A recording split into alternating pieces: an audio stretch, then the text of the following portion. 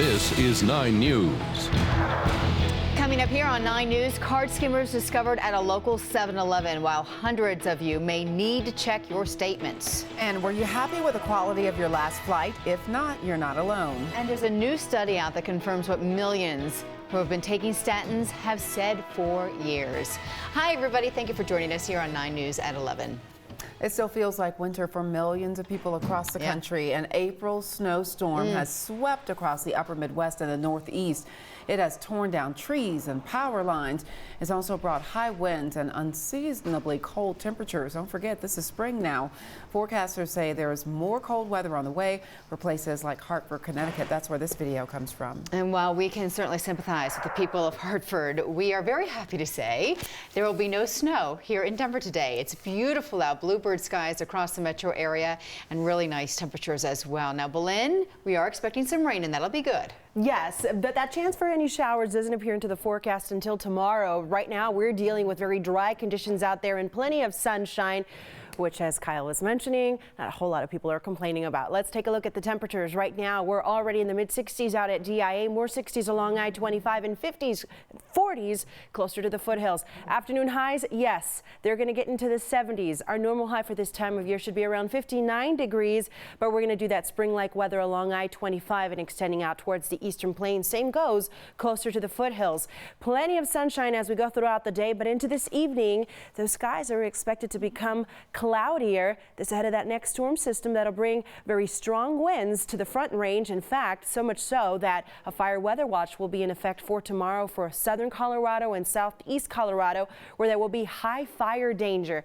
In the mountains, well, that's where we're going to see that chance for some snow appear already by tonight. So for tomorrow is really when we're going to see those weather changes in our forecast. So we're just enjoying this quieter, milder weather trend, at least for the start of the work week. I'll take it. Yeah, let's start out quiet. It's a Monday after all. Ease you into it, Sharonda. Right, exactly. Thanks, Belen. Sure, thank you.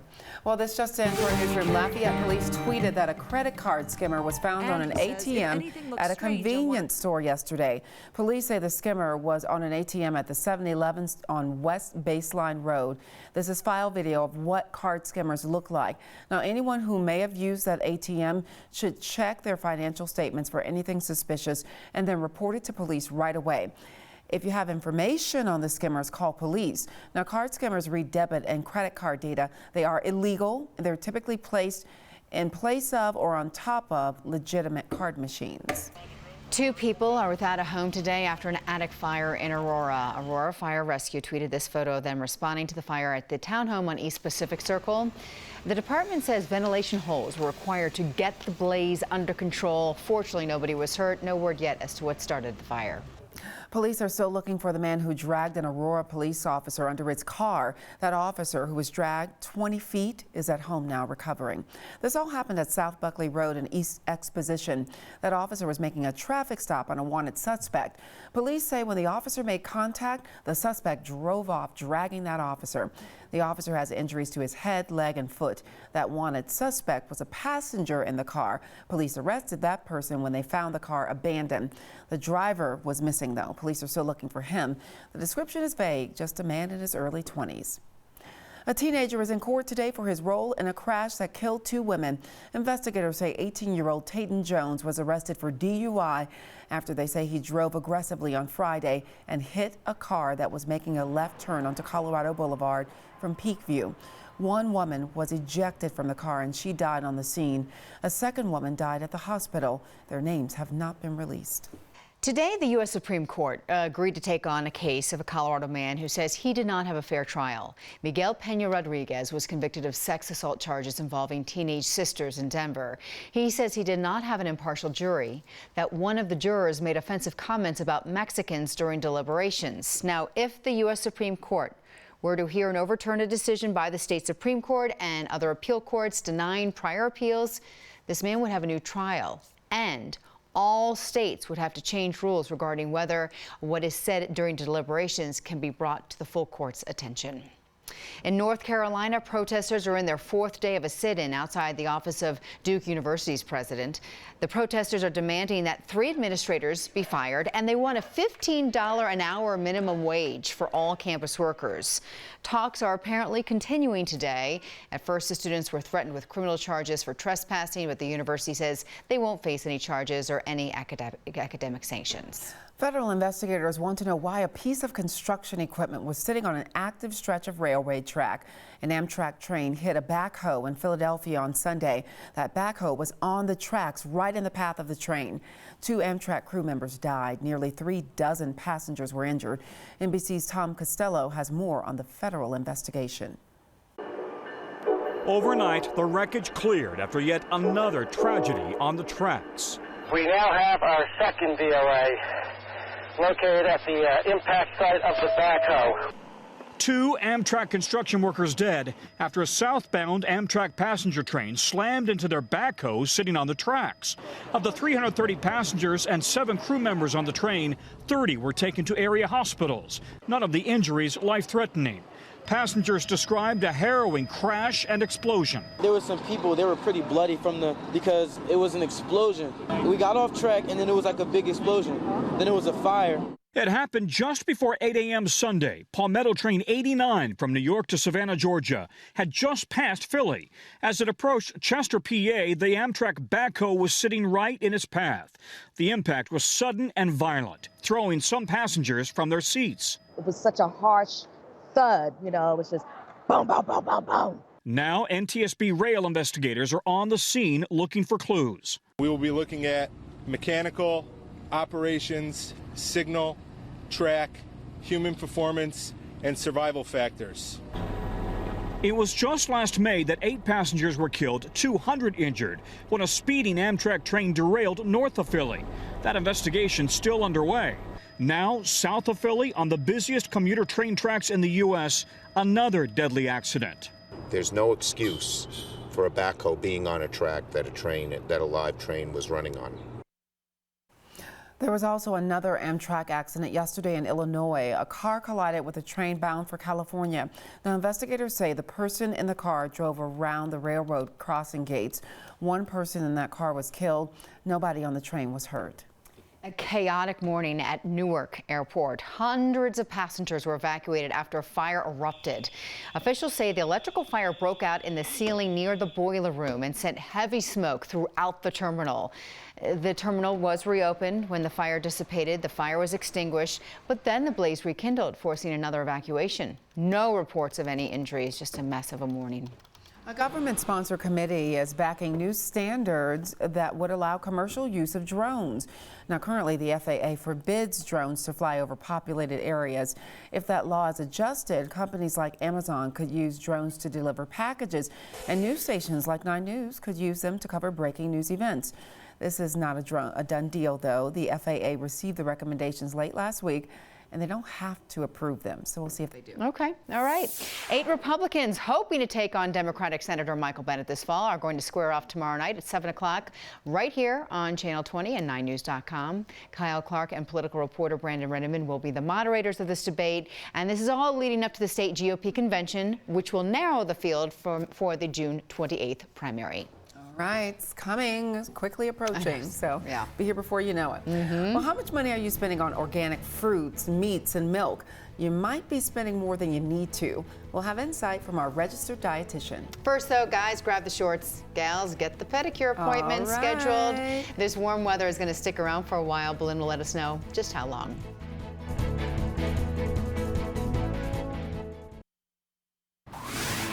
Hi everyone, I hope you're starting off your work week with a big old smile. How can you not with gorgeous weather like this? Over my head in the backyard, not a cloud in the sky. And you know, in the high country, it's a great place to be too. Take a look at this wonderful view from our Western State camera. This is our web camera in Gunnison. Just beautiful out there, lots of green, and of course, those mountains still a little snow-capped. So gorgeous, gorgeous, gorgeous. Highs across the state are going to be rising into the 50s and 60s in higher elevations in the western slope slope will get into the 70s.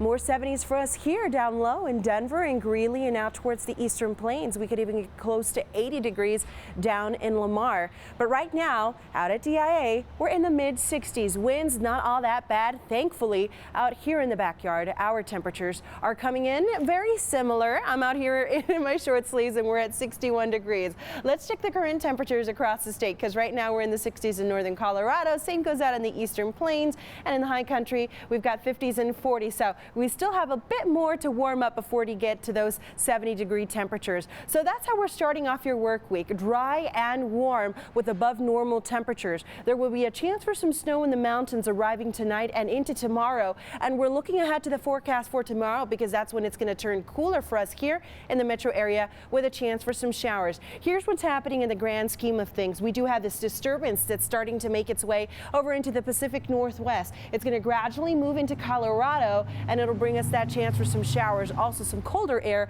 arriving for tomorrow. But here's a look at your day and time. Notice that we'll get those warmest temperatures around 3 and even 5 o'clock with more clouds in the sky and then cloudier conditions into the overnight hour with those temperatures dropping into the 50s. Here's Futurecast. Quiet right now. That afternoon commute home will be just fine if you're picking up the kids from school. Don't worry about taking the umbrellas. 6:30 rolls around. Notice how we'll have more clouds streaming through. Any of these little sprinkles, I think they won't really make their way to the ground. It is just so dry in the lower levels. But here is a look at that first wave of moisture pushing into the mountains into the overnight hours and through tomorrow morning when we could be seeing some snow in parts of our northern mountains and along I-70 already by Tuesday at 9 a.m. while the weather here in the metro area, at least tomorrow morning, should we're going to wake up to that dry weather. Here's a look at how much snow we could see from that first little impulse headed into the mountains, possibly from 1 to about 4 inches in some of our mountain communities. 43 will be the overnight low tonight.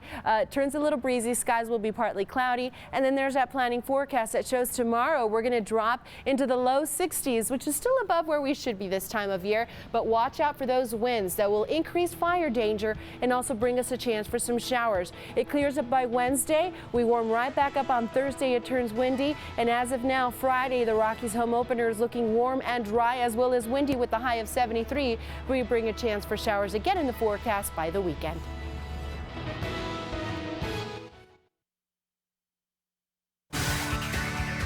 Cholesterol-lowering drugs called statins have long been considered the best medication to battle heart disease. And now new evidence shows the drugs are even better at preventing heart problems than originally thought. Scientists studied thousands of men and women over 6 years and found that those who took the statins were 25% less likely to have heart problems. We need these drugs in order to reduce the burdens of heart disease. If you have a few risks and your cholesterol is moderately elevated, you may well benefit. Heart disease is the #1 killer of both men and women in this country and all over the world.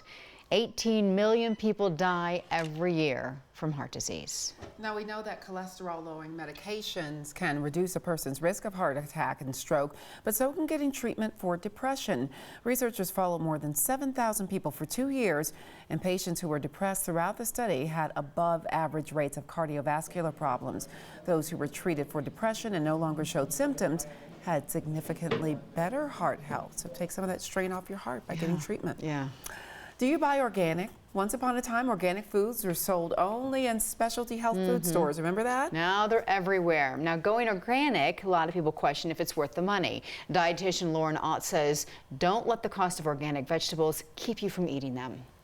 First of all, I would say my bottom line is the benefits of eating fruits and veggies far outweighs any risk of avoiding them because you can't afford them. So eat them whether they're organic or not. It's also important to mention that the terms natural, free range, and hormone free are not interchangeable with organic. Those terms are not regulated by law. We asked viewers on Facebook what foods they insist on buying organic. Stacey Ramon says she always buys organic grapes, strawberries, and celery. She says she ran tests on them in a science class, and it's stuck with her ever since. Lauren Ott says Stacey is a smart lady. Those foods are on what I call the dirty dozen list, meaning they have the highest pesticide residues. And typically they're going to be your thin-skinned fruits and vegetables. And if you're going to buy anything organic, those would be the foods I would recommend. Ott also talked about her so-called Clean 15. That's a list of veggies and fruits that basically are not worth the money to buy organic. General rule of thumb, the foods on the Clean 15 list are going to have thick skins. So things like avocado or onions, especially foods that you're going to peel off the skin and discard before you eat, those are going to be on the Clean 15 list of foods that probably aren't worth it to buy organic. Both Dirty Dozen and Clean 15 lists are on 9news.com. Remember, just because the label says organic does not mean the product is good for you. Packages labeled organic can still contain lots of sugar and lack nutrition. Experts say don't get caught up in the craze and only buy what's worth it. And you still got to read all those labels. You do. There's so much not the to organic read. label, but with the, where it shows the sugar and the sodium and all that. So lots of research at the grocery store. It takes a while. All right. So have you signed your kid up for summer camp yet? You may be thinking it's too late. That's what I thought. It is for some summer camps because they're already full, but we've done a lot of research for you, and we've got some fantastic options for all of you procrastinating parents.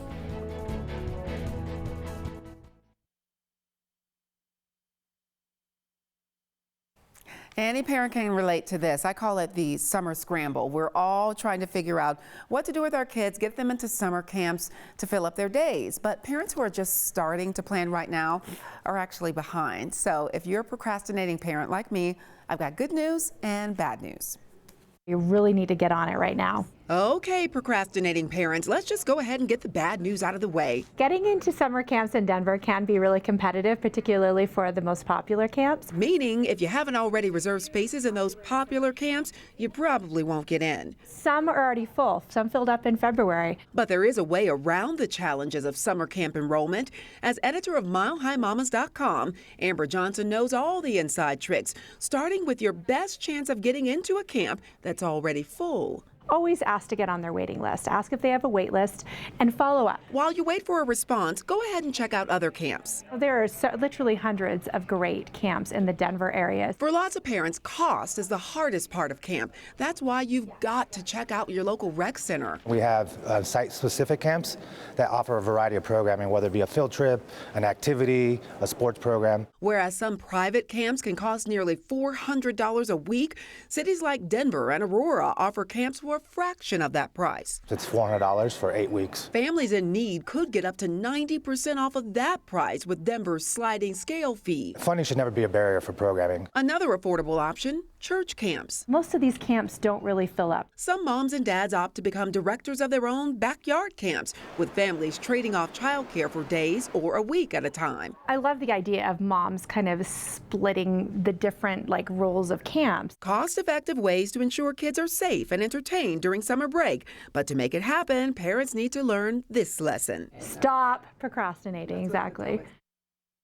I have to listen to her, take my own advice. Here's another thing I discovered that can make summer easier for parents in Denver, the My Denver card. My kids have this. We discovered it last summer. It's amazing. Your child can participate in a rec center drop-in program, half a day, with lunch, no advanced registration, for free. Yeah, you can do that now. It's a year-long program. Yeah, so we've got a link on how to get that card, which is free, on 9news.com. Makes it super easy. We've also got a link for Mile High Mamas and their summer camp guide. But so many people who I know just didn't know that there's so many free and low-cost things I've been out telling there. you, we had to sign up for one camp last summer for this summer. Oh my goodness. Yeah, okay. and then January for another camp. So you got the good camp. I'm not saying good because all these camps are really, really good. Some are just more popular than others. When I started out, I was on waitlisted everything because I didn't know. Now I know. I got to follow your lead then. But lots of great camps still open. There are, yeah, absolutely. And summer's almost here. Just that thought makes you happy. All right, so complaints apparently overshadow any improvements when it comes to air travel. The Airline Quality Ratings Review, released earlier today, uses data from the U.S. Department of Transportation, which tracks comments and complaints from all of us travelers. Complaints have not been this high as a rate per passenger served since 2001. Yow. The data does not include international flights, just domestic ones.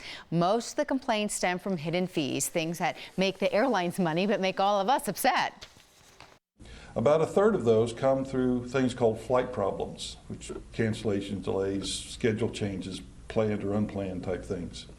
So that certainly bothers a lot of people. Some areas airlines are improving on when it comes to fewer reports of mishandled bags and also an increase of more on-time flights. Delta, JetBlue, and Virgin America top the list for quality. Good. Well, speaking of Virgin America, it's being bought by Alaska Air Group for $2.6 billion. This deal, which is expected to be finalized by January, will make for the 5th largest U.S. airline. Virgin America just started service between Denver and San Francisco just a few weeks ago, so already they're being bought. Well, we'll see. I think they'll hopefully stay at the airport. Yeah, that'd be good. All right. Do you have plans for outdoors today? If not, yeah, you should. Get outside after the news. Oh, it's so nice out there. Belinda will tell us how long the spring temperatures will last in her final forecast next. It's convertible driving weather. Oh, I wish I had one. What song would you pick and jam up on your convertible? I was Supersonic? just like looking at Supersonic, JJ Fad. I found my iPod, like one of the first iPods ever.